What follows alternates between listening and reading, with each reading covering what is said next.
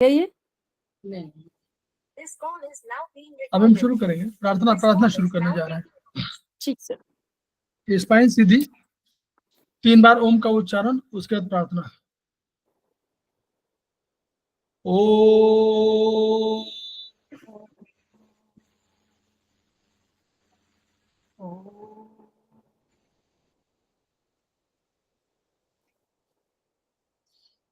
ओ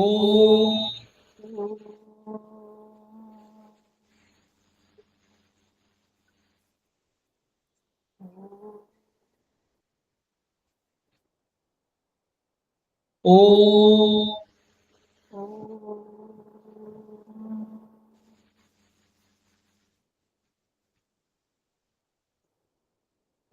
वह शक्ति हमें दो दयानी, कर्तव्य मार्ग पर डट जाए, कर सेवा पर उपकार में निज जीवन सफल बना जाए।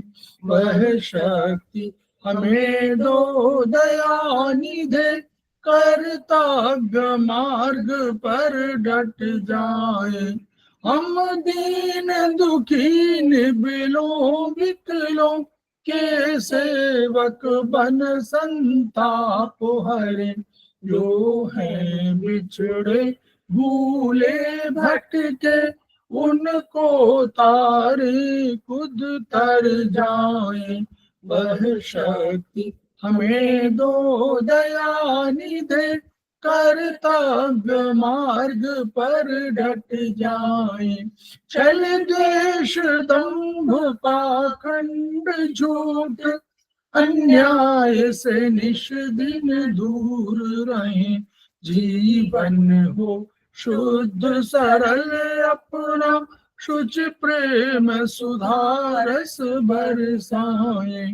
वह शक्ति हमें दो दयानिधे, कर्तव्य मार्ग पर डट जाए। निज आन मान मर्यादा का प्रभु ध्यान रहे, अभिमान रहे। जिस देव भूमि में जन्म लिया, बलिदान उसी पर हो जाए।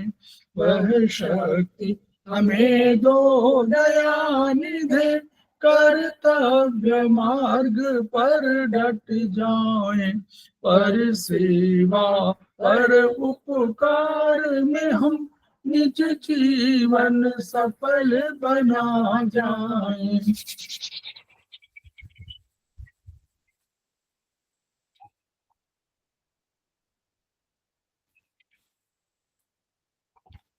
समवाई ऑनलाइन क्लासेस में आप सभी का स्वागत है।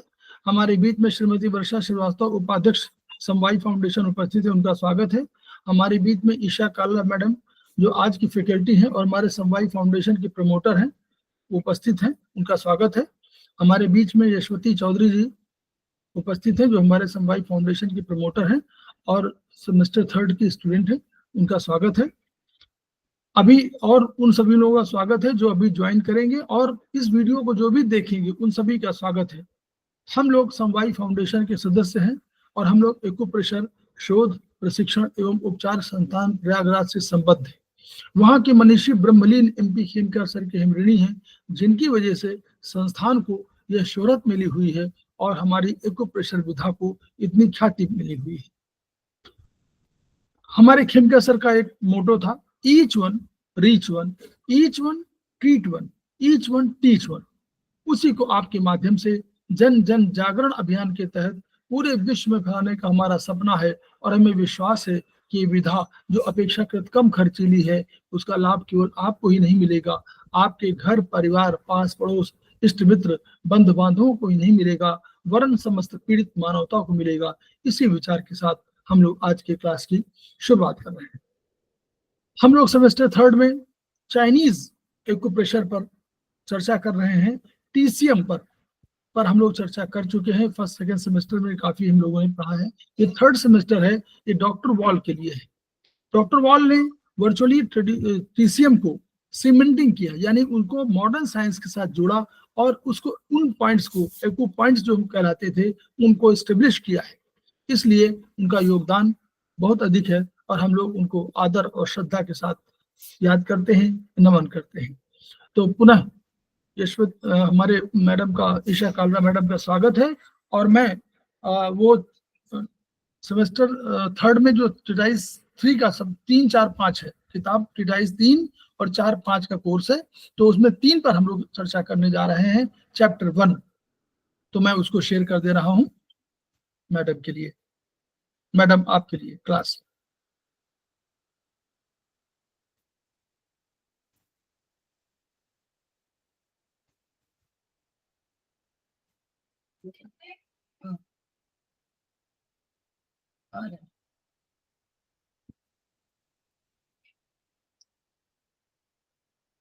जी मैडम, आप अनम्यूट कर लीजिए मैडम।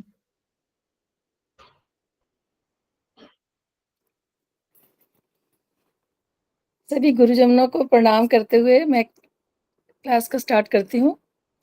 जैसा कि सर ने कहा है कि ईएवी जो है वो electro acupuncture according to doctor Voll है। डॉक्टर वॉल एक जर्मन एलोपैथ थे और उन्होंने साइंटिफिक तरीके से टीसीएम को आगे बढ़ाया। उन्होंने जो टीसीएम के पॉइंट्स थे, उनको जो एक्चुअली मेन डिफरेंस जो टीसीएम और उसमें है, वो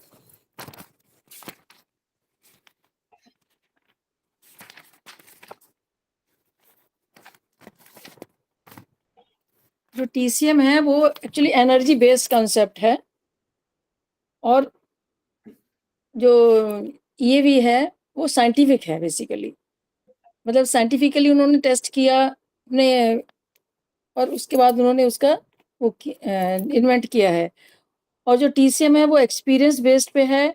उसका डायग्नोसिस जो है वो एक्सेस और डेफिशिएंसी के हिसाब से होता है। टीसीएम में जो पॉइंट्स होते हैं वो एनर्जी के स्टोर हाउस माने जाते हैं, और टीसीएम में जो है वो 14 मेरिडियंस हैं और 669 पॉइंट्स हैं। टीसीएम में 5 शू पॉइंट्स होते हैं और वो किसी न किसी एलिमेंट से बिलोंग करते हैं।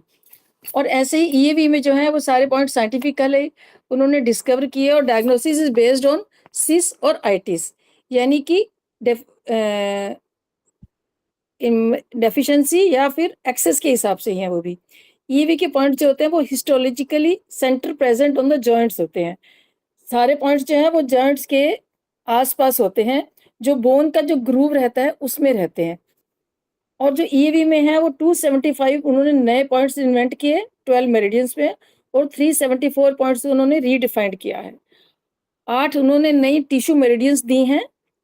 और ईएवी में उन्होंने जो जैसे टीसीएम में 5 शू पॉइंट्स हैं, ऐसे ईएवी में 8 पॉइंट्स हैं। CMP, MP, RP, SMP, PSMP, AIP points हैं। तो जो डॉक्टर वॉल ने जो टिश्यू मेरिडियंस दी हैं उसके हिसाब से उन्होंने 9 मेरिडियंस दी हैं। 8 टिश्यू मेरिडियंस हैं और 1 आई मेरिडियन है। जो फर्स्ट मेरिडियन है वो लिम्फ मेरिडियन है, जो लिम्फेटिक सिस्टम को ट्रीट करती है। सेकंड जो मेरिडियन है वो नर्व डिजनरेशन मेरिडियन है, जो मेनिंजिस और नर्वस सिस्टम को ट्रीट करती है। थर्ड जो मेरिडियन है वो एलर्जी मेरिडियन है, और उसको वस्कुलर डिजनरेशन मेरिडियन भी कहते हैं। वो ट्रीट करती है वस्कुलर सिस्टम को। ऐसे ही फोर्थ जो है वो ऑर्गन डिजनरेशन मेरिडियन है, जो कि डीप लिम्फ को ट्रीट करती है। और जॉइंट और आर्टिकुलर डिजनरेशन मेरिडियन जो है वो जॉइंट्स को ट्रीट करती है। फाइब्रोड इंटरस्टिशियल डिजनरेशन मेरिडियन जो है वो कनेक्टिव टिश्यू को ट्रीट करती है। स्किन डिजनरेशन मेरिडियन जो है वो स्किन और स्कार्स को ट्रीट करती है। और फैट डिजनरेशन मेरिडियन जो है वो फैट टिश्यूज को ट्रीट करती है। और आई ऑर्बिट मेरिडियन जो है वो आई डिजीज को ट्रीट करती है। ये सब मेरिडियंस उन्होंने, जहाँ टीसीएम की मेरिडियंस नहीं थी, जहाँ स्पेस खाली था, ये सब मेरिडियंस उन्होंने उस प्लेस पे मतलब इन्वेंट किए हैं।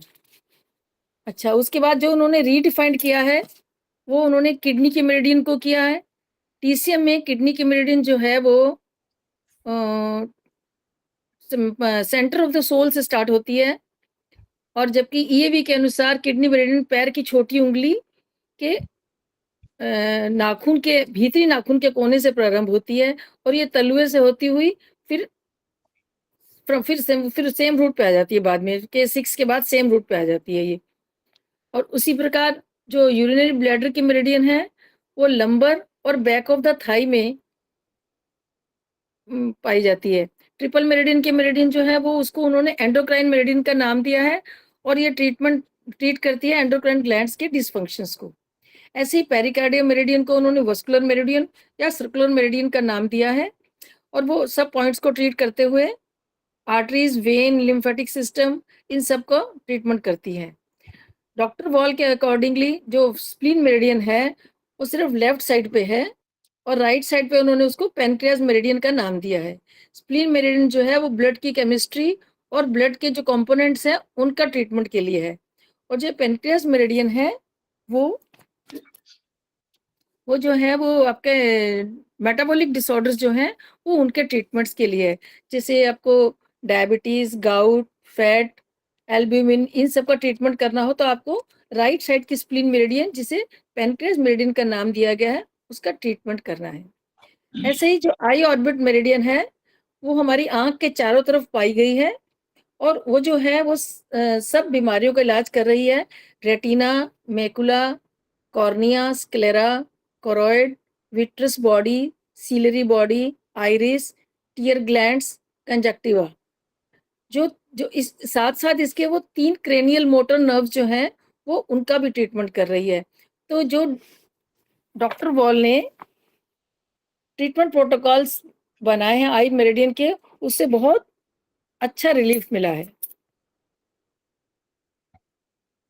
डॉक्टर वॉल ने बताया कि आंख के किसी भाग में आए रोग का कारण शरीर के अंदर के ऑर्गन में आई खराबी होता है, अतः आंख का उपचार करते समय उससे संबंधित अंदरूनी ऑर्गन का उपचार भी करना चाहिए।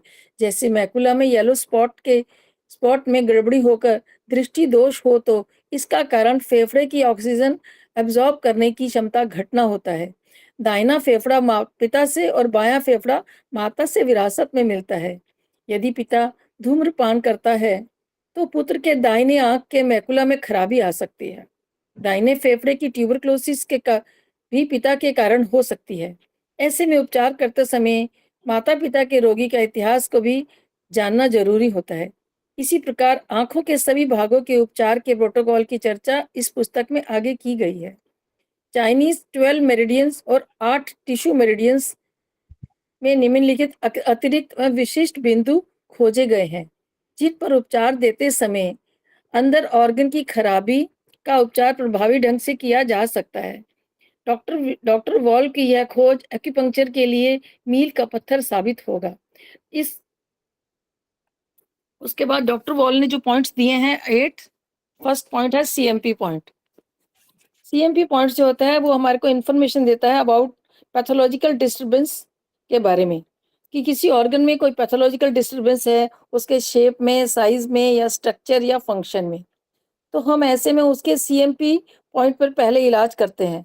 और कभी कभी CMP पॉइंट पर इलाज देने मात्र से ही ऑर्गन की खराबी या उसके माल फंक्शन का आश्चर्यजनक रूप से ठीक हो जाती है और उस ऑर्गन की कार्यप्रणाली बैलेंस हो जाती है। इसको हम लोग बोलते हैं टेस्ट एंड ट्रीटमेंट पॉइंट।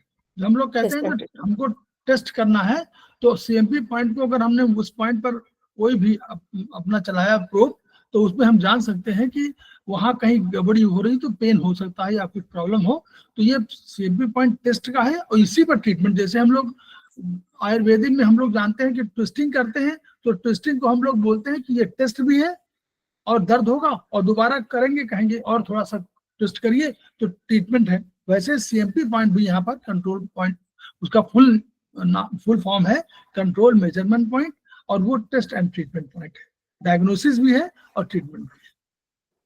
और ये पॉइंट्स जो होते हैं हमारे पित्त जॉइंट के अभी पित्त जॉइंट पे पाए जाते हैं, डिस्टल टू पित्त जॉइंट जी। RP पॉइंट्स जो हैं, ये पॉइंट्स जो होते हैं ये हमारे ऑर्गन की फंक्शनल डिस्टर्बेंस को बताते हैं। जैसे CMP पॉइंट्स जो होते हैं वो पैथोलॉजिक स्ट्रक्चर की डिस्टर्बेंस बताते हैं और RP पॉइंट्स जो होते हैं वो ऑर्गन की फंक्शनल डिस्टर्बेंस के बारे में बताते हैं। Yes, there are 6 reference, sorry,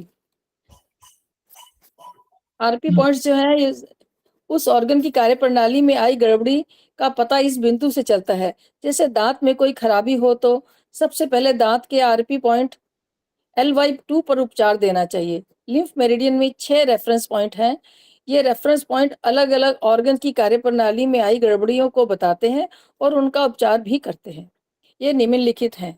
LY11 RP point है कान के लिम्फ का। LY2 आरपी पॉइंट है दांत और जबड़े के लिम्फ प्रवाह के संदर्भ बिंदु का।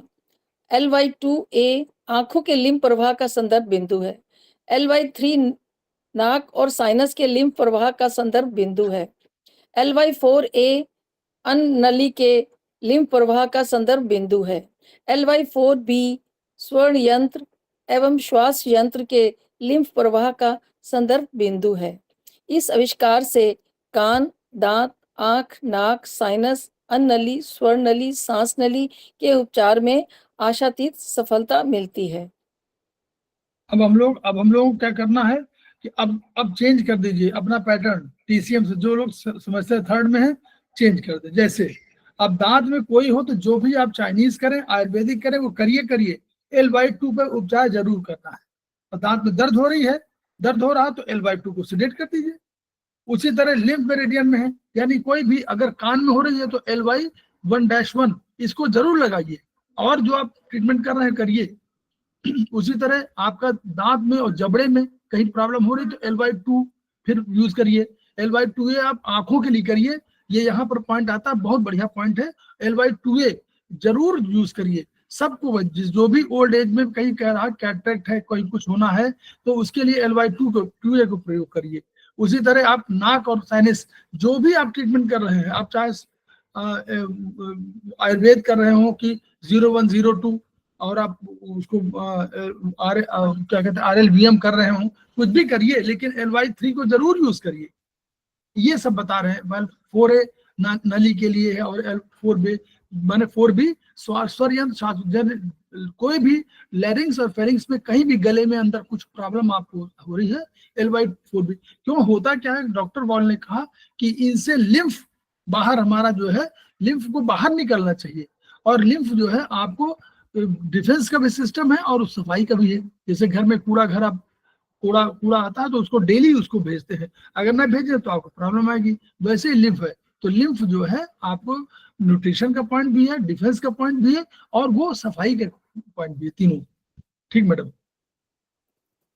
SMP point, summation measurement point, यानी माप का महायोग बिंदु या योग माप बिंदु तक। ये SMP पॉइंट होता है, वो टिश्यू सिस्टम में कोई गड़बड़ी होती है तो उसके लिए हम यूज करते हैं। जैसे किसी आर्टरी में, नर्व में या कहीं भी प्रॉब्लम हो तो हम उसके लिए SMP पॉइंट को जरूर लगाते हैं। सिस्टम में आई गड़बड़ी और रोगों की जानकारी में यह बिंदु मदद करता है। जैसे शरीर की आर्टरी धमनियों में कहीं भी कोई खराबी आए तो आर्टरी के SMP पॉइंट P9 पर उपचार देना जरूर चाहिए। SMP पॉइंट जो होता है वो स्पेशलिस्ट पॉइंट होता है वो उसके लिए। जैसे हमें किसी आर्टरी को ट्रीट करना है तो P9 लेना है।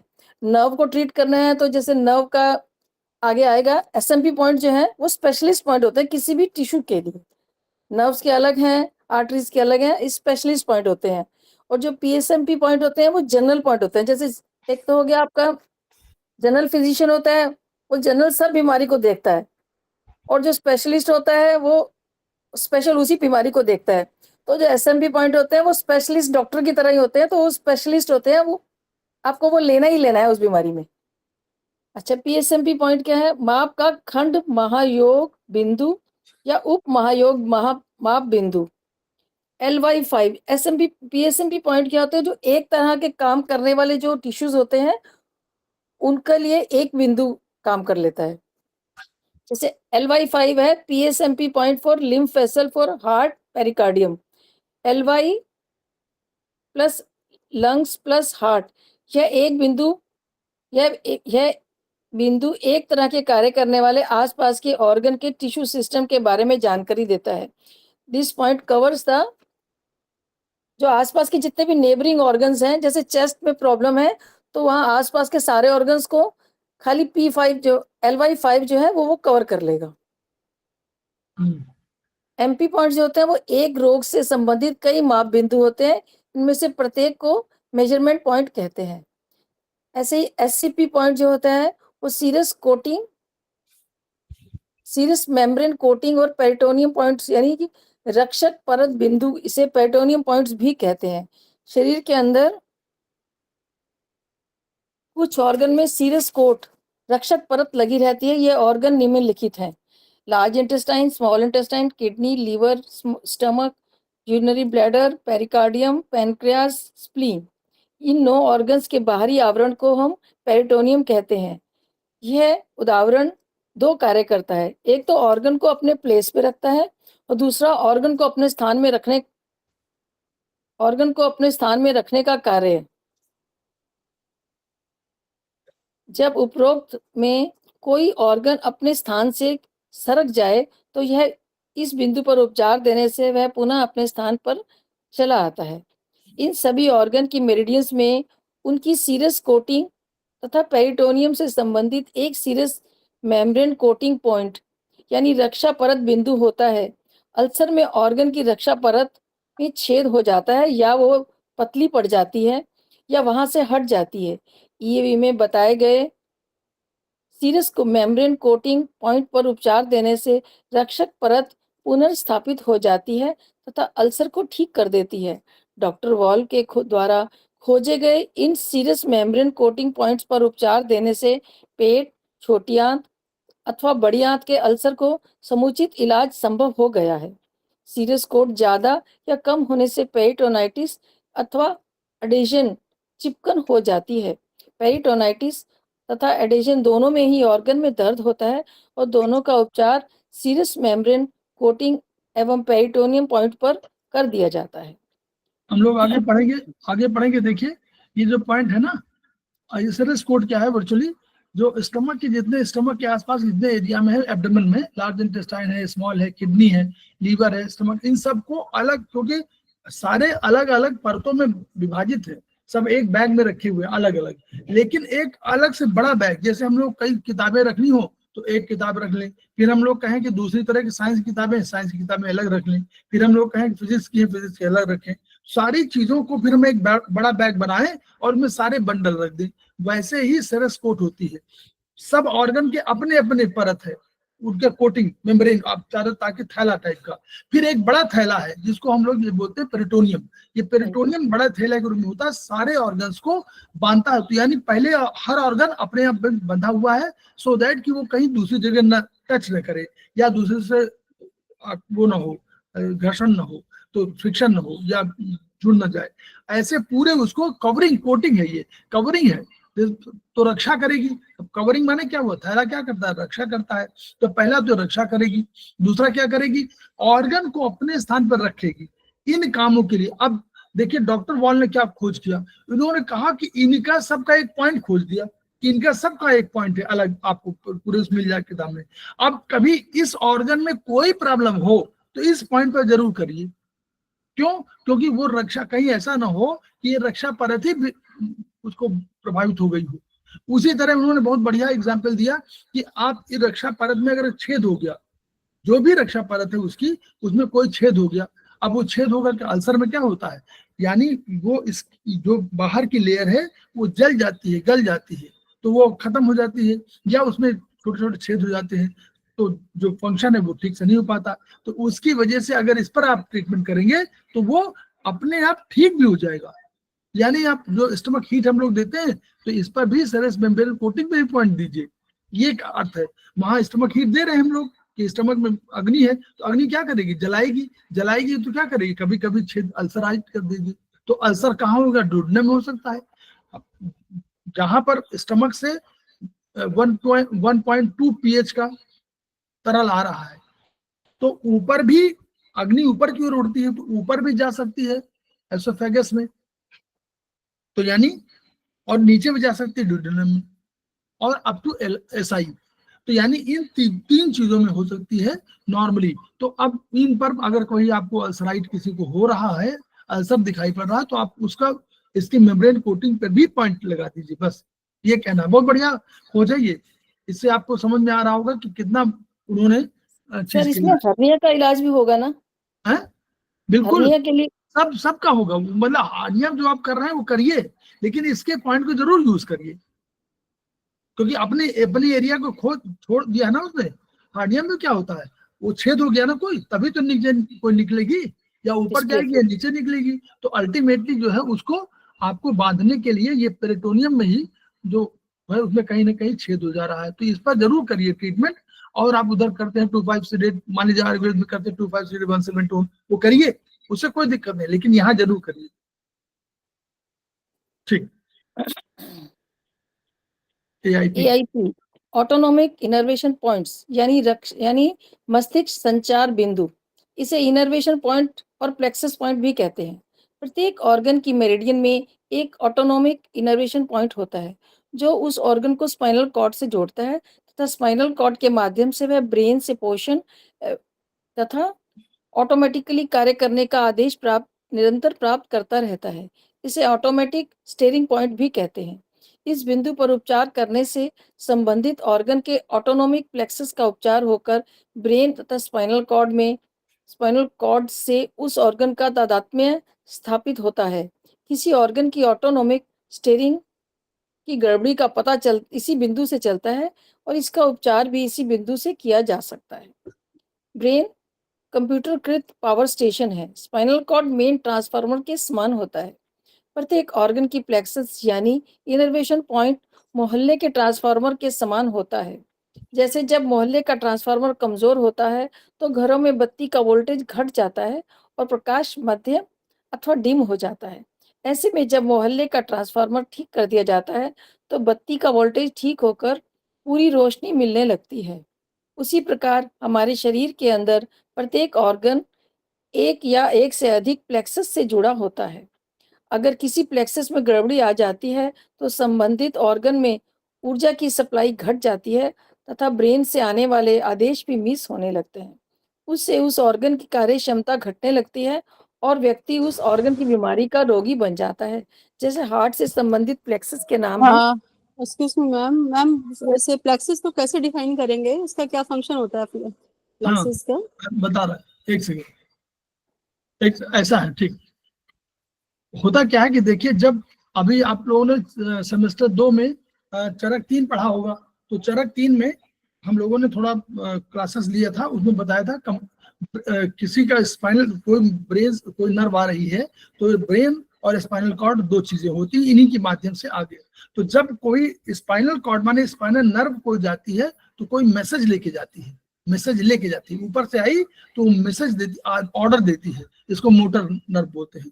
तो सब नर्व जब स्पाइनल कॉर्ड से निकलती हैं तो वो पहले दोनों आगे पीछे से दोनों से निकलती है और वो एक साइड में यू प्लेक्सस एक पहले तो जुड़ जाती है यू करके, समझ दिखाई दे रहा है, ऐसे दोनों आगे पीछे दोनों आगे जुड़ जाती हैं और जुड़ने के बाद फिर यूं होकर के देखिए ऊपर आगे पीछे हो जाती है, आगे पीछे होकर ऐसे दिखाई पड़ रहा है, बोलिए। जी सर, जी सर, जी ये सर दिख रहा है। अब आगे पीछे हो जाती है। अब इसके बाद फिर यहाँ तो पहले यहीं से निकलते हुए हो गए, अब आगे बढ़ी तो ऊपर से भी नर्व आ रही है, वर्टिब्री से ऊपर वर्टिब्री से आ रही, नीचे से भी आ रही है। फिर आगे ये लोग जाकर के प्लेक्सस माने चौराहा, एक चौराहा बनाती है, सब जाके वहां पर फिर मिल जाती है, ये यूं मिली, फिर आगे जाकर फिर इन्होंने बना लिया, तो इसको चौराहे को ही प्लेक्सस बोलते हैं। चौराहे में आपको फिर ये मालूम होगा कि ऊपर से आ रही है, नीचे बीच से आ रही है, नीचे से आ रही है, ये कौन सी चीज है जो आ रही है नहीं मालूम होता। इसीलिए किसी ऑर्गन में कौन सा फिर यहाँ से जाएगी, फिर यहाँ से हर ऑर्गन को चली जाएगी जहां भी जाना है। मान लीजिए हार्ट को जा रही है, लंग्स को जा रही है, अब ये नहीं मालूम है कि वो C4 से आई है या T1 से आई है या T2 से आई है या T3 से आई है या T4 से आई, ये नहीं मालूम होगा। तो वो सब मिक्स होकर के जाती हैं। उसी के डॉक्टर वॉल ने खोजा कि जो प्लेक्सस के मेन पॉइंट है, तो अगर इस प्लेक्सस को आप कर देंगे तो आपके दो ऑर्गन या सिंगल ऑर्गन आपको ठीक हो जाएगा, क्योंकि यही स्टीयरिंग तो है, यही इनर्वेशन कहा जाता है ना, इनर्वेशन में प्रभावित करने का काम करती है। ये यूं करके जुड़ करके यूं जुड़ करके आगे जाकर के 3-4 जुड़ जाएंगे। जैसे आप बिजली का वो कराते हैं तो क्या करता है, सारे नीली लाल सब मिल करके मिक्स यूं मोड़ देता है ना, याद करिए, वो सारी उनको ट्विस्ट कर देता है और फिर एक जो है एक लाइन बना करके फिर जोड़ता है। वैसे ही ये वो प्लेक्सस कहलाते हैं जो हमारे चौराहे के रूप में है, और इसको ही आगे हम लोगों ने पढ़ाया भी था, और सेमेस्टर 3 में भी पढ़ाएंगे हम लोग। तो सेमेस्टर 3 में जब पढ़ाएंगे तो उसको हम लोग नर्वस सिस्टम में जोड़ देंगे, सेमेस्टर 2 को भी जोड़ देंगे। सेमेस्टर 2 वाले भी जो जाना चाहते होंगे उनको भी हम लोग पढ़ा देंगे सेमेस्टर 2 और 3 को, क्योंकि सेमेस्टर 3 में चरक 3 है, सेमेस्टर 2 में चरक 3 है, और सेमेस्टर 3 में बीएचबी है, नर्वस सिस्टम। तो दोनों के उपचार के लिए हम लोग प्लेक्सस को बताएंगे। तो यही प्लेक्सस है। अब इससे हो क्या फायदा हुआ? फायदा ही हुआ कि मान लीजिए कोई समझ गया इसको, अब बोलिए पहले, हाँ बोलिए, कुछ समझ में आया? हाँ जी सर, समझ। ठीक, जी जी सर इसका फायदा क्या है? आप मान लीजिए आपने ट्रीटमेंट किया, आपको लग रहा है कि हमारे हार्ट में कोई गड़बड़ी है, हमने एक आयुर्वेदिक से किया या चाइनीज से किया, टीसीएम से किया, हमने कर दिया, लेकिन हमको उतना लाभ नहीं मिल पा रहा है। तो हमारा ध्यान ये भी जा सकता है कि जाना चाहिए, अब 3rd सेमेस्टर से जाना चाहिए, अभी तक नहीं गया तो कोई बात नहीं, अब जाना चाहिए कि कहीं ऐसा तो नहीं है कि हमारे किसी प्लेक्सस के पॉइंट पे कहीं गड़बड़ी हो, जो ऑटोनॉमिक इनर्वेशन पॉइंट है। ये ऑटोनॉमिक इनर्वेशन पॉइंट है, यानी खुद जो है कहीं इसमें कहीं गड़बड़ी हो गई तो वो अल्टीमेटली ब्रेन को, या जहां पर ब्रेन से जो मैसेज आ रहा है, कहीं से आ रहा है, वो अल्टीमेटली उस ऑर्गन पे प्रभावित ही नहीं कर पा रहा है, इनर्वेट नहीं कर पा रहा है। तो उस पॉइंट को भी आप कुछ नहीं करेंगे, आपको नहीं मालूम टोन सेडेट करना है, आप मेथी तो लगा सकते हैं, उस मेथी लगाइए उसमें। क्लियर? बोलिए, हाँ है ना, कुछ बोलिए। हाँ जी सर। ठीक, madam your point.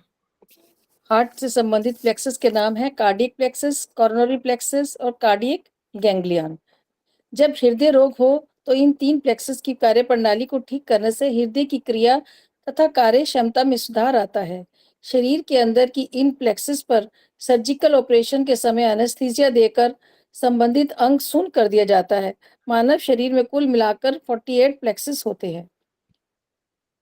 LDP point, lymphatic drainage point यानी लिम्फ स्राव बिंदु। ईएवी के अनुसार प्रत्येक मेरिडियन में एक लिम्फ स्राव बिंदु होता है।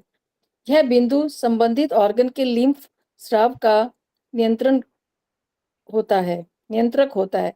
ऑर्गन के लिम्फ स्राव में आई गड़बड़ियों का पता इस बिंदु से चलता है। शरीर के प्रत्येक भाग एवं ऑर्गन से संबंधित लिम्फ स्राव बिंदु होता है। इस आविष्कार से शरीर के किसी भाग या अंदर किसी ऑर्गन में आई जलन, सूजन, दर्द, फोड़ा, फुंसी, पस, इन्फेक्शन आदि का इलाज सही ढंग से उस ऑर्गन के लिम्फ ड्रेनेज बिंदु पर उपचार देकर किया जा सकता है। देखा आपने, देखा, समझ में आया? कितना बढ़िया पॉइंट है ये। आपको लिम्फ मेरिडियन में सब पॉइंट बहुत से मिलेंगे, जिसमें आपको लगेगा कि LY12 में, LY13 में आप कर रहे हैं तो आपको समझ में आ रहा है कि ब्लडर भी ठीक हो रहा है, लीवर भी ठीक हो रहा है, इससे स्टमक में कहीं इनर्वेट कर रहा है, ये सब पॉइंट है, ये उसका पता है। तो ऐसे जो डॉक्टर वॉल को जब 3, 4, 5, 3, 4 जरूर पढ़िएगा, 5 तो बहुत कम लोग पढ़ते हैं, 5 पे भी हम लोग सर क्लीनिंग पॉइंट होगा ना ये? जी, क्लीनिंग पॉइंट होगा ना? यस एग्जैक्टली, क्लीनिंग पॉइंट है। इससे क्या होगा, कोई गड़बड़ी होगी तो ठीक हो जाएगी। लिम्फेटिक ड्रेनेज पॉइंट है, बहुत बढ़िया है। आप करिए, देखिए, करिएगा।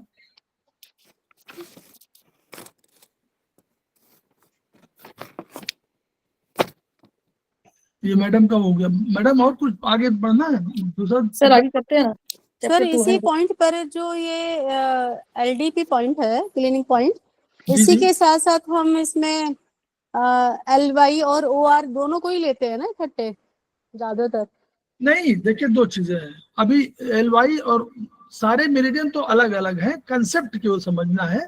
जैसे LY मेरिडियन आपको क्या है, मैडम ने बताया कि ये लिम्फ ड्रेनेज, लिम्फ के लिए है। तो लिम्फ में 2 होता है, एक सुपरफिशियल लिम्फ के लिए है। सुपरफिशियल माने एक लिम्फ 2 बताए उन्होंने, एक सुपरफिशियल लिम्फ है जो ऊपर सतह में रहती है, बहुत कम गहराई भी जाती है, और एक उन्होंने बताया डीप लिम्फ। तो डीप लिम्फ को उन्होंने ओआर मेरिडियन कह दिया। ओआर मेरिडियन में जाने जब कभी किसी ऑर्गन में बहुत अधिक प्रॉब्लम आने लगती है तो वो ओआर डीप लिम्फ का पॉइंट कहलाता है, और तब ओआर मेरिडियन पे हम लोग ट्रीटमेंट देते हैं। नॉर्मली क्या है, लिम्फ मेरिडियन को बीच बीच में ट्रीट करना चाहिए। क्यों बोलिए, कोई बताए क्यों? नहीं तो जान क्लीनिंग प्रोसेस के लिए, और यस एग्जैक्टली ठीक है, क्लीनिंग प्रोसेस के लिए। यानी हमको न्यूट्रिशन तो हम दे ही रहे हैं, न्यूट्रिशन भोजन कर रहे हैं, एसआई काम कर रहा है, ये सब काम कर रहे हैं, जो है पैंक्रियास काम कर रहा है, सारे लोग ड्यूडेनम काम कर रहा है, लेकिन हम क्लीनिंग सिस्टम है उसको अगर नहीं ठीक करेंगे, जैसे घर में आप मान लीजिए आप बहुत बढ़िया भोजन खाना बना दीजिए और जितना कूड़ा आया हो मतलब सारे घर का, और वो आपके डस्टबिन में रखा हुआ हो, और डस्टबिन आपके 15 दिन रखी रहे, तो क्या होगा बोलिए? स्मेल हो जाएगी, आप घर में रह नहीं पाएंगे, यानी आपका स्वास्थ्य भी प्रभावित होगा। शुद्ध हवा नहीं मिलेगी, शुद्ध स्वाद नहीं मिलेगा, उसका महक आपकी जाएगी, वही तो अल्टीमेटली सांसों में जाएगी ना अंदर। तो यानी बॉडी, शरीर, मन, और हम आयुर्वेद की भाषा में क्या, तो शरीर मन आत्मा तीनों प्रभावित होंगे। तो हम क्या करें, हम उस चीज को क्लीनिंग अगर करते रहें, इसीलिए ये वाली मेरिडियन में भी आप पढ़ाएंगे, जब आगे उसमें पढ़ा जाएगा आगे उसमें, ये तो मैडम प्राइमरी बता रही हैं चीजें कि इन सब चीजों में जब आप करना शुरू करेंगे तो डॉक्टर वॉल को बिल्कुल मानिए, मतलब रामबाण की तरह इसको यूज करिए। डॉक्टर वॉल बहुत महत्वपूर्ण है और इनके पॉइंट बहुत महत्वपूर्ण है, नई मॉडर्न साइंस से उन्होंने जोड़ा हुआ है, और मॉडर्न साइंस डिफाइंड है, तो ऐसा नहीं कि नहीं है। तो ये तो एलोपैथ डिफाइंड है, उनके सब पॉइंट्स को जोड़ा हुआ है, इसलिए जो चाइनीज का टीसीएम के पॉइंट दोनों को क्लब किया हुआ है, ये मिरेकुलस है, और आप उसके बहुत अच्छे रिजल्ट मिलेंगे। मैं दूसरे में आप कर देता हूँ मैडम, ट्रीटाइज चैप्टर 2, ये देखिए चैप्टर 2 जी, आगे पढ़िए। चैप्टर 2 का है, बहुत ज्यादा ऊर्जा का अर्थ होता है आइटिस, प्रदाह, सूजन, जलन एवं दर्द, जैसे आर्थराइटिस, स्पॉन्डिलाइटिस, स्टेमेटाइटिस, ग्लोसाइटिस एटसेट्रा। सम्यक ऊर्जा के अभाव का अर्थ है ओस और सिस, सुनपन, कार्य क्षमता का ह्रास आदि, जैसे पैरालिसिस, न्यूरोसिस, वेरिकोज आदि। सिस के रूप में है fibrosis, contraction, inhibition, parasympathetic, somatic, brain, basic, cold, और आइटिस में है inflammation, expansion, stimulation, sympathetic, visceral, spinal cord, acidic, heat, symptoms, circulation, gastric juice, bile, और आपके इसमें आ जाएगा cold, basic cold, cause, stasis, saliva, intestinal juices, pancreatic juices. आगे ये अब ये देखिए, पहले डॉक्टर वॉल ने क्या कहा, डॉक्टर वॉल ने चीजों डिफाइन कर दिया। अभी तो हम लोग सोच रहे हैं कि भाई क्या समझे, ऊर्जा कमी है, ऊर्जा अधिकता है। उन्होंने कहा भाई ठीक है, जो अंग्रेजी में आइटिस कहा जाता है इंग्लिश मेडिसिन में, आइटिस कोई बीमारी कहें तो आप समझ जाए कि आइटिस माने ऊर्जा बढ़ी हुई है, तो हम समझ जाएंगे कि आइटिस है, इसका मतलब हमको सिडेट करना है। याद हो गया? अब तो कहीं प्रॉब्लम नहीं होगी। आइटिस होगा तो नॉर्मली आपको सिडेट करना है। दूसरा क्या है, उन्होंने कहा कि ओसिस लिखा है, उनका पैरालिसिस, कोई ओज, वेरिकोज, कोई है ना वेरिकोज, तो ओस लिखा या सिस लिखा है, समझ जाइए कि ऊर्जा यहाँ कम है, शून्यपन है, यानी ऊर्जा यहाँ नहीं आ रही है, वहां सूजन है, जलन है, दर्द है, तो ये आइटिस हो जाएगा। तो इससे हमको समझने में आ गया कि हम ऊर्जा को घटाएं कि बढ़ाएं। तो मॉडर्न जो टीसीएम का कंसेप्ट था कि टीसीएम में कहते थे कि ऊर्जा बढ़ी है, घटी है, तो आप कहते थे कि हाँ, तो अगर अंग्रेजी के कोई शब्द आ जाए कि अर्थराइटिस है, तो नॉर्मली अर्थराइटिस में आइटिस है, लेकिन हाँ अर्थराइटिस अगर बहुत गंभीर पुरानी हो जाए तो क्रॉनिक जब हो गई तो ओसिस में कन्वर्ट हो जाती है। तो ऐसे हम लोगों को, तो ठीक है। स्पॉन्डिलाइटिस होती है, बाद में स्पॉन्डिलोसिस में कन्वर्ट हो जाती है। तो ऐसे उसी तरह उनका फाइब्रोसिस, गांठ बन रही है, तो यानी यहाँ पर क्या है, ऊर्जा रुक गई, तभी तो गांठ बनी। ऊर्जा प्रवाह क्या है, यांग क्या है, प्रवाहमान है। यांग बाहर जाना चाहता है, इन अंदर रहना चाहती है, तो इन वाला है, इन है, और वो यांग है। आइटिस वाला यांग है, वो बाहर पर इन्फ्लेमेशन पैदा आता है, अचानक तुरंत आपको बुखार आ गया, वो हो गया, गर्मी लगने लगी, इन्फ्लेमेशन है। कॉन्ट्रैक्शन, कॉन्ट्रैक्शन कर रहा है यानी कॉन्ट्रैक्ट हो रहा है। तो कॉन्ट्रैक्ट माने क्या हुआ, अंदर, इन माने क्या था, इन माने अंदर छुपा हुआ, पृथ्वी की तरफ जा रही थी वो ऊर्जा, तो वो इन कॉन्ट्रैक्शन कर रहा है, ये एक्सपैंड कर रहा है, ये यांग है। ये क्या है, अगर उनका प्रोफेसर पार्कजीबू का समझे तो क्या कह रहा था, वो क्या है, न्यूट्रो है, नहीं हेट्रो है, हेट्रो है, वो हेट्रो बदलाव चाह रहा, और वो होमो है। उसी तरह इनहिबिशन, निरोध है, कोई रुकावट है तो वो है, और स्टिमुलेशन, उद्दीपन, आगे बढ़ा रहा है।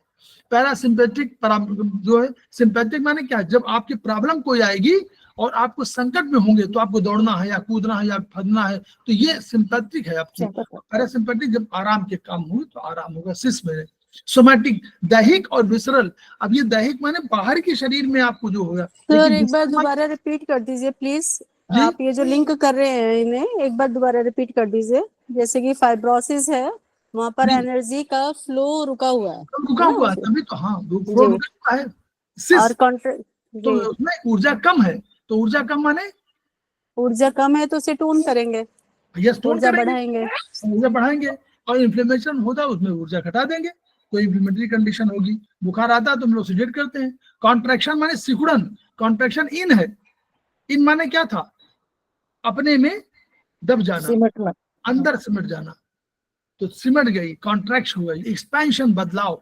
तो कई लोग जोड़िए, इन यांग से भी जोड़िए और उधर भी जोड़िए, होमो हेट्रोस जोड़िए। हेट्रो माने प्रोफेसर पार्कजी कहते हैं हेट्रो फोर्स, बाहर जाना चाहती है, बाहर भागना चाहती है, और ये सिकुड़ना चाहती है। इनहिबिशन, निरोध, अब इनहिबिशन विरोध रोक रही है कि भाई मत जाइए, तो ये अंदर रहने के लिए कह रही है। वो कह रहे कि नहीं, उद्दीपन, स्टिमुलेट करिए, बाहर भागिए, बाहर की तरफ मूवमेंट करिए। पैरासिम्पैथिक, सिंपैथी माने क्या होता है, पहले सिंपैथी यहां समझिए और कुछ नहीं। सिंपैथी माने क्या होता है, हमने कहा हम बहुत संकट में हैं, तो हमने कहा देखिए वो सिंपैथिक एटीट्यूड उसका नहीं था, हमसे नाराज हो गया। और तो सिंपैथी माने आपको इसमें संकटकालीन अवस्था है, तो आपको क्या चाहिए थी, सिंपैथी चाहिए थी। तो सिंपैथी माने संकटकालीन अवस्था में जो एक्शन करे वो सिंपैथी, नॉर्मल इन शब्दों का वो है। पैरासिम्पैथिक में जब आराम की अवस्था में हो, कोई हमको तनाव है ही नहीं, तो अपना बैठे हुए घर में आराम से, कोई दिक्कत नहीं। तो सोमैटिक और विसरल माने शरीर के अंदर के ऑर्गन, अंदर के ऑर्गन क्या होंगे, तो अंदर के ऑर्गन में जो होगा वो कोई चीज फैल गई है तो थोड़ा खतरनाक रूप में है, इसलिए उन्होंने आइटिस उसको नाम दिया। सोमैटिक माने नॉर्मली बाहरी उसमें आई, ये हालांकि हम लोग के हिसाब से हम लोग उल्टा बोल देते हैं, लेकिन नहीं, उन्होंने विसरल कहा, ये उन्होंने पॉइंट से सिद्ध किया होगा। हम लोग विसरल में बोलते हैं कि अंदर बैठी हुई है तो इन है, और बाहर बैठी हुई है तो आइटिस है, मतलब यांग है। लेकिन यहाँ इसको उल्टा है, देखिए उल्टा मैं बता रहा हूँ, इस रूप में उल्टा है, लेकिन फिर भी सोमैटिक माने दैहिक, विसरल माने जो अंदर के अंगों संबंधित है, वो आइटिस है, क्योंकि वहां फैल गई। ब्रेन, मस्तिष्क और स्पाइनल कॉर्ड। ब्रेन ऊपर है, कहाँ बताइए, ब्रेन ऊपर है, तो ब्रेन में कोई चीज होगा तो कह रहा है कि यहाँ ब्रेन में तभी पहुंचती है जब वो बात की अवस्था में होती है। पहले तो स्पाइनल कॉर्ड में आएगी, पहले तो सब सारा संकट पहले कौन झेलता है, स्पाइनल कॉर्ड, और ब्रेन में बाद में जाएगी, तो इसलिए सिस में कन्वर्ट हो जाएगी, तब जाएगी वहां स्पाइनल कॉर्ड में, आइटिस रूप में होगी। एसिडिक अम्लीय गर्म है, एसिडिक अम्लीय गर्म है, तो यानी एक्सपेंशन वाला है, वो गर्म है, हॉट है। और बेसिक क्या, क्षारीय क्या है, क्षारीय का वो उसका पीएच जो है अधिक है, यानी वो क्षारीय है तो वो थोड़ा शांत, ठंडा के रूप में माना जाता है। और कोल्ड, ठंडा, हीट। उसी तरह कॉज, अब कॉज क्या है, कॉज माने जो हम कहते हैं स्ट्रक्चर और फंक्शन। स्ट्रक्चर माने इन, कारण क्या है वो, और लक्षण क्या है, लक्षण पहले मूर्त रूप से बाहर आते हैं, इसलिए लक्षण आइटिस है और कॉज कारण वो है। फिर उसी तरह स्टैसिस रुकावट हो रही है, सर्कुलेशन प्रवाहमान है तो वो हो गया। फिर सलाइवा, इंटेस्टाइनल जूस, ये वाले जो लार आंतों के स्राव हैं ये हमारे कहलाते हैं बेसिक, और ये गैस्ट्रिक जूस कहलाते हैं एसिडिक, इसलिए वो सिस है। और बाइल को भी सिर्फ सेवन लिया। पैंक्रियाटिक जूस होते हैं वो क्या करते हैं, आपको क्षारी है क्योंकि वो पीएच उनका 8 करना चाहते हैं सबको, और बाइल जूस जो है आपको वो अम्ली है। इस रूप में इन्होंने दिया, बहुत बढ़िया डिफाइंड है, और आप इसको बार बार पढ़िए और इसी से अपना वो समझ लीजिए कि ट्रीटमेंट का पैटर्न कैसे होता है।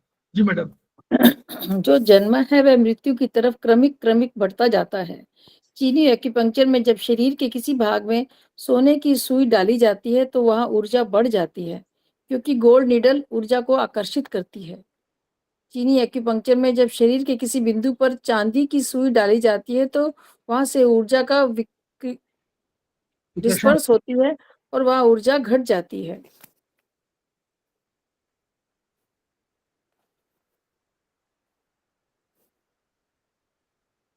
चीनी एक्यूपंक्चर में अनुमान के आधार पर ऊर्जा का उपचार किया जाता है। इलेक्ट्रो एक्यूपंक्चर में डर्मेट्रोन नामक इलेक्ट्रॉनिक यंत्र की सहायता से शरीर के प्रत्येक बिंदु तथा प्रत्येक ऑर्गन की वास्तविक ऊर्जा नापी जाती है। इसमें अनुमान की जगह वास्तविक डायग्नोसिस की जाती है एवं तद अनुरूप उपचार दिया जाता है। उपचार भी इलेक्ट्रॉनिक यंत्र द्वारा दिया जाता है। इससे आवश्यकता से ज्यादा उपचार अथवा आवश्यकता से कम उपचार, दोनों ही स्थितियों से उपचारक बच जाता है। क्लासिकल चाइनीज एक्यूपंक्चर में रोगी के शरीर में उपलब्ध ऊर्जा को शरीर में ऊर्जा संतुलन के काम में लाया जाता है। सर एक्सप्लेन कर रहे हैं क्या? हाँ, चलें आगे। कर दूं बोलिए जी। देखिए इसमें बहुत बढ़िया बताया मैडम ने। इलेक्ट्रो एक्यूपंक्चर का दोनों का डिफाइंड अलग अलग कर रहे हैं कि हम अभी क्या कर रहे थे। एक दार्शनिक विचार है, टीसीएम क्या है, दार्शनिक विचार। वो क्या कहता है, उसने इन्होंने कहा मन से देखा। दार्शनिक विचार दर्शन माने मन से दर्शन हुआ। तो दार्शनिक विचार में उन्होंने सब चीज किया, फिर अनुभव के आधार पर जो चीजें ऐड होती चली गई उन्होंने देखा। जैसे बहुत आप पढ़िएगा आगे कि कोई युद्ध हो रहा था, युद्ध होने में देखा था कि भाई एक कोई पॉइंट था और वो उसका खून बह रहा था, तो एक्सपेरिमेंट किया, किसी पॉइंट को बाय द वे कहीं दब गया किसी वजह से, तो वहां उसका ब्लड बहना रुक गया मान लीजिए। तो उन्होंने उस पॉइंट को ये मान लिया कि ब्लड को रोकने के लिए आवश्यक पॉइंट है। ऐसे ही तमाम पॉइंट का खोज की गई। तो ये क्या हुआ, दार्शनिक विचार के साथ साथ अनुभव जुड़ गया। तो ये इलेक्ट्रो एक्यूपंक्चर में क्या हुआ, डर्मेट्रॉन मशीनरी इन्होंने किया, और वो मशीन बिल्कुल वोल्ट मीटर की तरह थी। जैसे होता है, आप लोग अगर फिजिक्स पढ़े हैं लोग तो एमीटर, वोल्ट मीटर सब होते हैं उपकरण, इनमें पूरा नीडलिंग होती है, पूरा दिखाई पड़ता है क्या रे ये आप जहां दबाया आपने वहां तुरंत मीटर रीडिंग आ गई। तो वैसे ही इसमें आती है कि जब ऑर्गन में आपने कहा ऑर्गन सोर्स पॉइंट, आपने कहा यहीं पर ऊर्जा आती है, तो ऑर्गन सोर्स पॉइंट उन्होंने देखा कि भाई इसमें क्या है। अब वहां पर देखा तो ऊर्जा, उन्होंने कहा कि ऊर्जा कितनी होनी चाहिए, तो उन्होंने एक मशीन बनाया कि 50 मिनिमम होगी, और एक अगर 50 से कम होगी तो गड़बड़ होगा, और 50 से ऊपर होगी, 70 से अधिक आएगी तो हम फिर गड़बड़ मान लेंगे कि वो भी ऊर्जा अधिक हो रही है। तो उस लिहाज से उन्होंने सारी चीजों को तय कर लिया। तो इसने कहा अनुमान कीजिए कि वास्तविक डायग्नोसिस है, यानी मालूम हो जाएगा आपको कि आपकी ऊर्जा इस ऑर्गन में बढ़ी है कि घटी।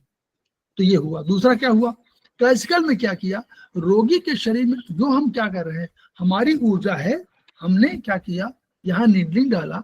तो हमने क्या किया, नीडलिंग डाले, जब पहले सोने की जाती थी तो हमने सोने की छड़ी में तो कुछ नहीं था, ऊर्जा आपके शरीर के अंदर थी, लेकिन सोने की छड़ी ने क्या किया, ऊर्जा को एक दूसरी जगह से या तो आकर्षित किया, मतलब बढ़ाया फैलाया, ऊर्जा अधिक दिया, या उन्होंने ऊर्जा कम कर दिया। दो ही काम किया ना। यानी जब गई सोने की उसने, तो क्या हुआ, उस ऊर्जा को कहीं से फैला दिया उन्होंने, एक जगह से दूसरी जगह ट्रांसफर कर दिया, ये फंक्शन था। उसी तरह चांदी के किया, तो चांदी में जब लगाया तो वो ऊर्जा वहां से बाहर की ओर चली गई, तो ये ऊर्जा कम हो गई, अधिक हो गई, ये कंसेप्ट उनका था। वही हम लोग करते हैं आजकल कि मैग्नेट लगाते हैं, ड्यूअल मैग्नेट, कभी पीला कभी व्हाइट, तो उसके हिसाब से हम बोलते हैं कि हम एनर्जी बढ़ा रहे हैं या घटा रहे हैं।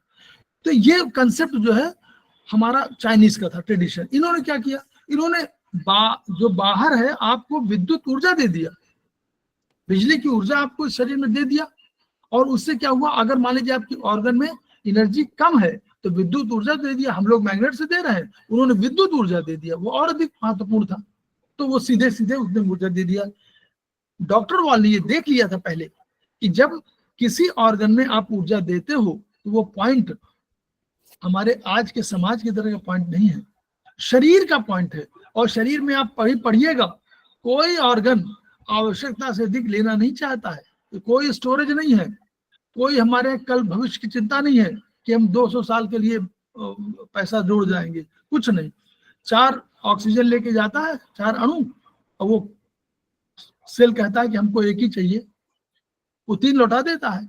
हम लोग तो होते कहते हैं 4 नहीं भैया, 4 हमारे पास और भी है, 2-4 हमारे मेहमान आए हुए हैं, हमको और चाहिए, तो आप लोग और मांगते, लेकिन मतलब हम लोग सभी लोग मांगते, और लेकिन उन्होंने ये नहीं कहा। तो वो पॉइंट जो था उसमें ऊर्जा उतनी जा रही थी जितना उसको चाहिए था, बाद में ऊर्जा लेता नहीं वो। तो ये कंसेप्ट है। जी मैडम। बीमारियों का पूर्वाभास और उपचार। शारीरिक विष द्रव्यों का उत्पादन, कहाँ गया? शरीर विष द्रव्यों का उत्पादन करता रहता है तथा उन्हें शरीर से बाहर निरंतर निकालता रहता है। जब वे विष द्रव्य शरीर में ही रह जाते हैं तो बीमारी के रूप में प्रकट होते हैं। जब विष द्रव्य शरीर में बढ़ने लगते हैं तो शरीर के सेल खराब होने लगते हैं और गंभीर बीमारियां जन्म लेती हैं। शरीर में विष द्रव्य का कौन सा फेज है, यह उपचार एवं निदान के लिए जानना आवश्यक है। पर देखा गया है कि क्लिनिकल टेस्ट में केवल बीमारी का निदान अंतिम अवस्था में ही हो पाता है, तब तक बीमारी काफी बढ़ चुकी होती है और लाइलाज हो जाती है। शरीर में बीमारियों की अवस्थाएं। Phases of disease in the body. शरीर में स्व-विषकरण क्रिया।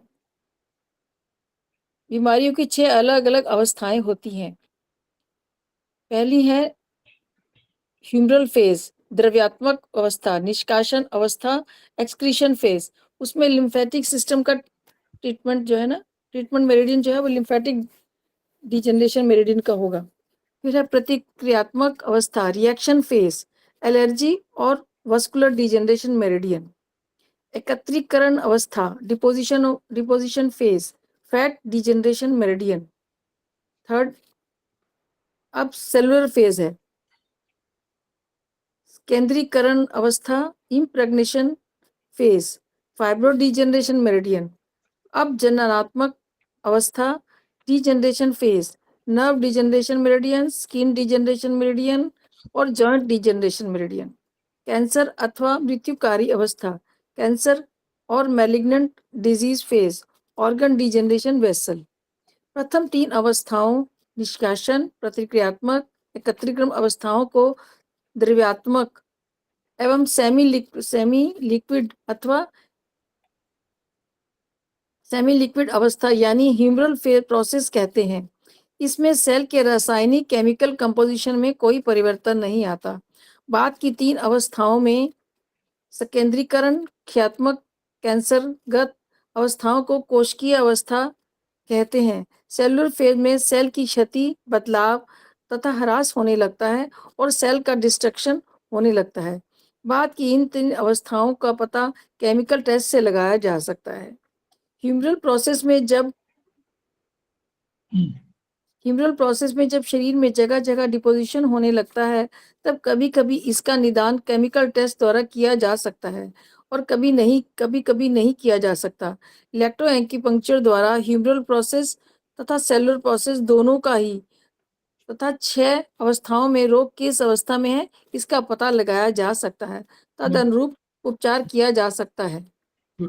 अब देखिए, यही आप लोगों को समझना है कि डॉक्टर वॉल ने जो है मॉडर्न साइंस की तरह बात किया उन्होंने, क्योंकि वो डॉक्टर खुद थे, नंबर 1। नंबर 2 इंजीनियर थे। नंबर 3 वो एक्यूप्रेशर के भी थेरेपिस्ट थे, तो जो भी डॉक्टर कह लीजिए। अब क्या हुआ, उन्होंने कहा कि देखिए, आपको हम लोग क्या पढ़ते थे, चाइनीज में क्या पढ़ रहे हैं हम लोग, 2 चीजें पढ़ रहे हैं। याद करिए मेरिडियन परिभाषा, meridians are the means by which man is created, मनुष्य का जन्म उसी से हुआ। दूसरा क्या कहा उन्होंने, meridians are the means by which disease occurs occurs माने बाहर से आती है, अकर्स माने बाहर से आती है। अब देखिए कैसे आती है। तीसरा, the meridians are the means by which disease arises, arises माने नीचे अंदर से आ रही है, एराइज कर रही है, and the meridians are the means by which man is cured. चार ही डेफिनेशन है। अब इस डेफिनेशन में, चारों डेफिनेशन में आपको सब बता दिया, उन्होंने बता दिया। उन्होंने कहा कि बाहर से जब आएगी तो बाहर से कौन आएगी, या तो विंड आएगी, या हीट आएगी, या हॉटनेस आएगी, या ह्यूमिडिटी आएगी, या ड्राइनेस आएगी, और या कोल्डनेस आएगी। यही तो आएगी चाइनीज के हिसाब से। तो एक तो ये कारण होंगे, ये कारक होंगे।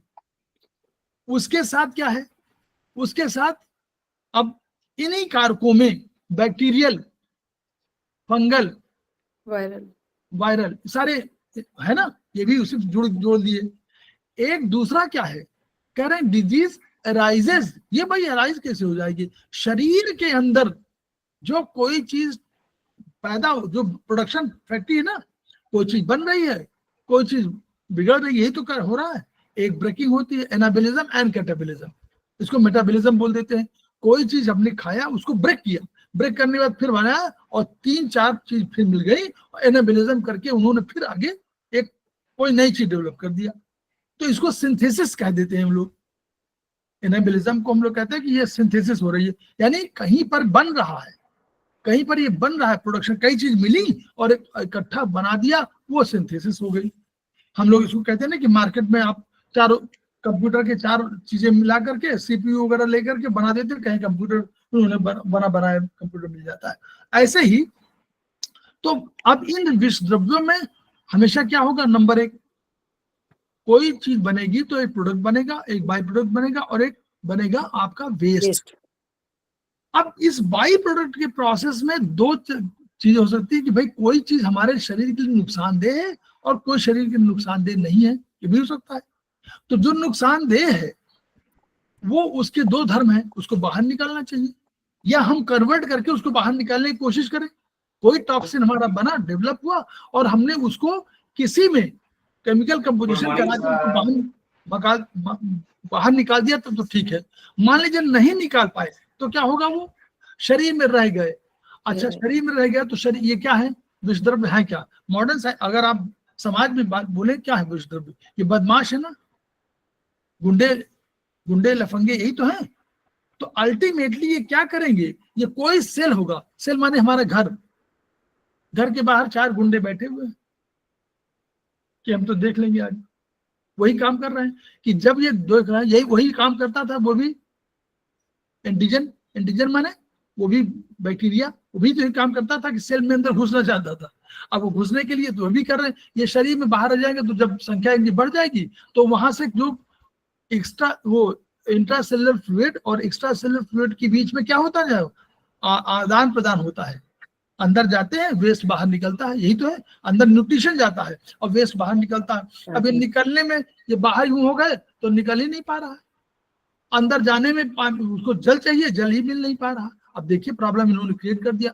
तो विष द्रव्य शरीर में रह जाएंगे तो बीमारी के रूप में प्रकट हो जाएंगे और ये सेल्स को डैमेज करने लगेंगे। इसी डैमेज के लिए उन्होंने कहा कि ये पता कब मिलेगा, हम कोई टेस्ट कराने जाएंगे तो जब कोई सिम्टम आएगा हमको तब टेस्ट कराएंगे। बुखार आ गया, हमने कहा डॉक्टर के पास, डॉक्टर ने कहा भाई टेस्ट करा लीजिए। तब तक हमने देखा कि हो सकता है 10 दिन पहले से कोई चीज हो रही हो, क्षरण हो रहा हो, लेकिन हमको मालूम तो आज हो रहा है क्योंकि हमने एक फेज, और हमने 2 दिन और लेट कर दिया तो जब और बीमारी बढ़ जाएगी तब हमको मालूम हुआ। तो उसी को उन्होंने फेज कहा। ये बहुत बढ़िया फेज है। हम लोगों ने 6 अवस्थाएं वहां बता रहे थे, हम लोग वहां भी 6 बताते हैं ना, 6 चरण बताते हैं, लेकिन यहाँ चरण कैसे बताया?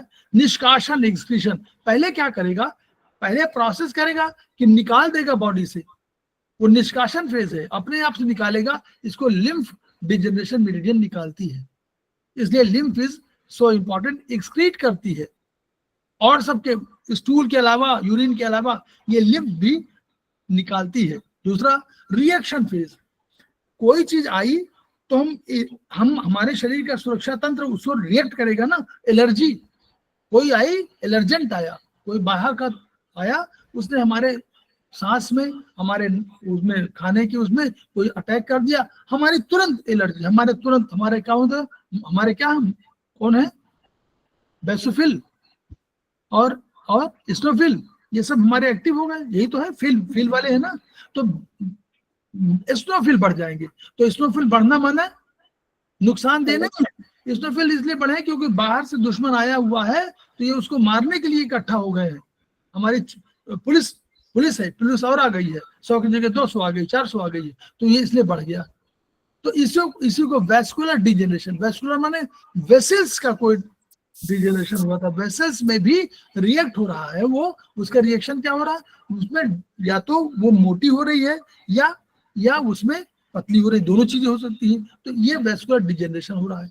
फिर तीसरा क्या, डिपोजिशन फीस, अब आगे बहुत बढ़िया डिफाइंड है। तो डिपोजिशन फीस क्या होगा, अब कोई आ गया दुश्मन, अब उसने क्या किया, जगह जगह इकट्ठा हो गया, उसको हम निकाल नहीं पा रहे हैं, रिएक्ट नहीं कर पा रहे, तो डिपॉजिट हो गया, उसने फैट डिजेनरेशन के रूप में आपको कर दिया। तो ये 3 अवस्थाएं तो उसी की हो गई। अब ये अभी तक क्या हुआ, अभी बाहरी से अंदर कर रहे हैं, अभी सेल के रासायनिक परिवर्तन में कोई चेंज नहीं है, उसके रासायनिक स्ट्रक्चर में अभी वो सेल वैसे ही है, सेल अभी डैमेज नहीं हुआ है, ये बाहर से ही अटैक करते जा रहे हैं। अब दूसरा फेज शुरू हुआ, कोशिकीय अवस्था, सेलुलर फेज, सेल वाला है, सेल माने सेल इम्प्रेग्नेशन, अंदर पहुंच गया, ये दुश्मन जो है, ये टॉक्सिन हमारे शरीर का हो चाहे बाहर का हो, ये अंदर पहुंच गया, इसने क्या कर दिया, फाइब्रॉइड बना दिया, अंदर पहुंच गया, अंदर वही आराम कर रहा है। फिर डिजेनरेशन फेज शुरू हुआ, अब ये नर्व, स्किन, जॉइंट सब में हो गया, सब में डिजेनरेशन हो गया, वहां परिवर्तन आने लगा सब, और अंत में जब अगर नहीं हुआ, हमारा सुरक्षा तंत्र मजबूत नहीं हुआ, तो मैलिग्नेंसी डेवलप हो गई। ठीक जी मैडम। बीमारियों के निम्नलिखित संकेत होते हैं। बृहदात्मक संकेत इन्फ्लेमेटरी फेज, दर्द, सूजन तथा जलन की अवस्था। क्षयात्मक अवस्था अथवा अपजननात्मक संकेत, degenerative symptom, combination of inflammatory and degenerative symptoms, ऐसे पुराने क्रोनिक रोगों में होता है। Acute focus of disturbance, foci.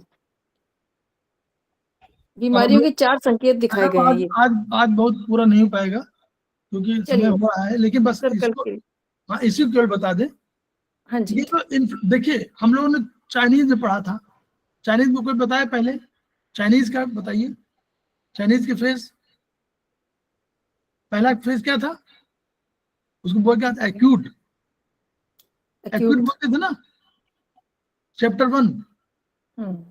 1 है वहां पर चाइनीज में, सेमेस्टर 1, तो वहां पर कहते थे एक्यूट बीमारी, तो उसको क्या कहेंगे, इन्फ्लेमेटरी सिम्टम, पहला स्टेज। दूसरा कहते थे कि अब डिजेनरेशन सिम्टम हो गया, तो हम लोग बोलते थे सब एक्यूट।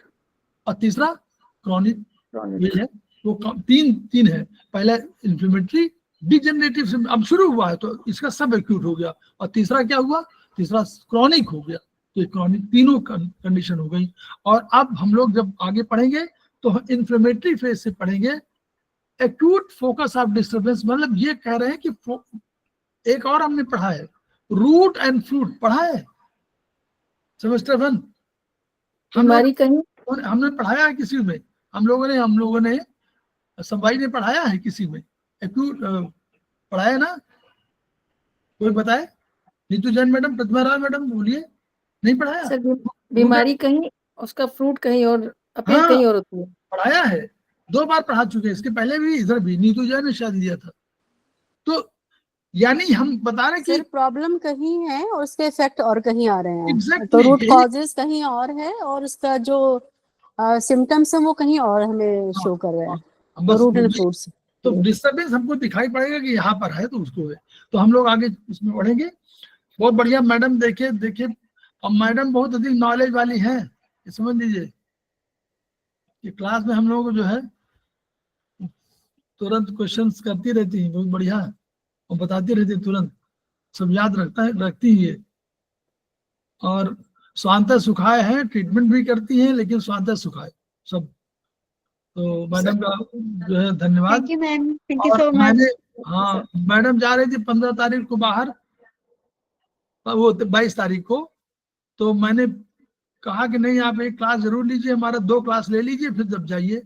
तो इसीलिए मैंने पहले शुरू कर दिया। मैं भी बाद में शुरू करने के वो में था सेमेस्टर 3 कि 2 को खत्म करेंगे, लेकिन नहीं, फिर हमने सेमेस्टर 3 पहले शुरू करा दिया कि मैडम को शुरुआत में ही लेना है क्लास। हमने कहा ले लीजिए तब, ताकि हम लोग फिर आगे फिर त्योहार व्योहार आ जाएंगे। तो हम लोग खेमका सर को याद करेंगे, और उनकी ऊर्जा यही है कि इसको देखिए, ज्ञान जो है इस सब, बहुत से लोग ज्ञानी है इसमें, सारे लोग। देखिए मैडम जो है खुद नहीं कह रहे थे हम पढ़ाएंगे नहीं, हमने कहा नहीं पढ़ाइए आप। पढ़ाने से क्या है कि जो आपका ज्ञान है वो हम लोग को मिल रहा है ना, यही चीज है। अगर ये बांटेंगे नहीं मान लीजिए तो कैसे, 140 करोड़ की पॉपुलेशन है, हमको 26 लाख चाहिए 2 साल में। 26 लाख कौन दे पाएगा बोलिए? कोई संस्था दे पाएगी? इंडिविजुअल कोई संस्था इतनी बड़ी है? किसी विश्वविद्यालय में 20,000 लोग होते हैं, 20,000 स्टूडेंट होते हैं, तो 20,000 20,000 20-25,000 से कोई नहीं होता। कोई विश्वविद्यालय ऐसा नहीं जिसमें 20-25,000 से अधिक स्टूडेंट हो। केवल उनका है ये वो जो कौन सा बोलते हैं दिल्ली वाला ओपन यूनिवर्सिटी, इनके पास अधिक है। वो वही डिस्टेंस लर्निंग वाले हैं, तो ये तो क्लास चलाते नहीं, तो ऐसे चलाते हैं कोई भी पढ़ ले, तो उनके पास अधिक स्टूडेंट हो सकते हैं।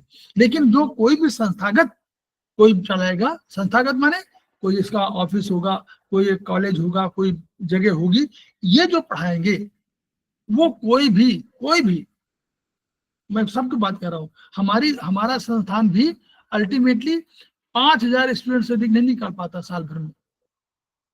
5-5,500 से अधिक कोई निकालता नहीं है टोटल। तो ऐसे अब कोई पढ़ रहा हो, लेकिन जो स्टूडेंट निकलते हैं वो उनके 5-5.5, देखने वाले बहुत हो सकते हैं, सुनने वाले बहुत हो सकते हैं, लेकिन तो 5-5.5 की कितने साल से चलेंगे? 20 साल में तो हम लोग 1 लाख आ पाएंगे। और जो थेरेपिस्ट आगे ट्रीटमेंट कर सके वैसे चाहिए ना। तो हमको सहायता दूसरे करनी है, अपनी सहायता तो करना ही है, लेकिन दूसरे की सहायता भी करनी है। तो इसलिए खेमका सर को हम लोग याद करते हैं। ईच वन रीच वन, बहुत बड़ा कंसेप्ट है ये। Each one reach one, each one treat one, each one teach one, इन तीनों कॉम्बिनेशन में हम लोग करिए। पढ़ाइए खुद, पढ़िए खुद, बाहर सहायता करिए, ट्रीटमेंट अपनी करिए, दूसरे की ट्रीटमेंट करिए, ज्ञान को बढ़ाइए, ज्ञान को ट्रांसफर करिए, अपना ज्ञान बढ़ाइए, ज्ञान को ट्रांसफर करिए। इन्हीं शब्दों के साथ हम लोग 5 मिनट का ब्रेक लेते हैं, फिर हम लोग नमस्कार।